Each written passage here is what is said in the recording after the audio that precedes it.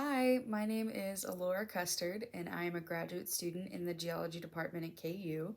I spent my summer working with Aaron Siebold looking at weather whiplash events in Kansas. Weather whiplash refers to sudden swings between extreme weather conditions, and although it can be measured for a variety of different weather conditions, it is usually defined in terms of rainfall or precipitation. These weather whiplash events have been shown to decrease water quality across the Midwest, with Kansas wheat farmers having one of the smallest crop yields in the last 50 years as a result of weather whiplash. Understanding these events is extremely important.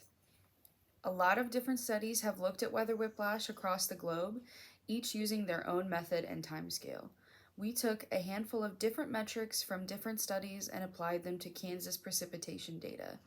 The main objective was to determine at what time scale weather whiplash events occur at in Kansas, and how can we consistently and accurately identify these whiplash events.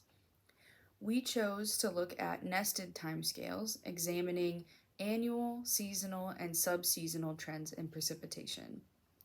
At each timescale, we identified a whiplash event when an exceptionally wet period was followed by an exceptionally dry period, or vice versa.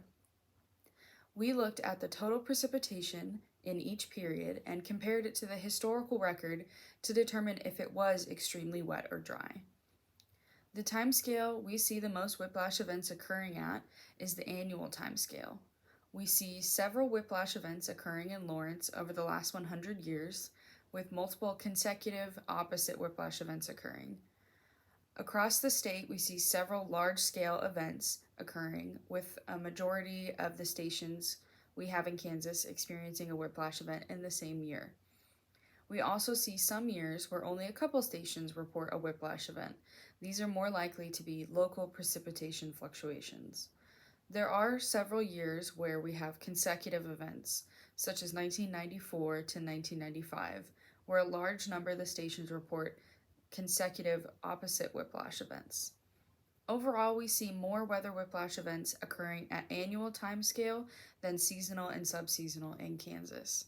We see multiple events over the last 100 years, with several instances of consecutive opposite events.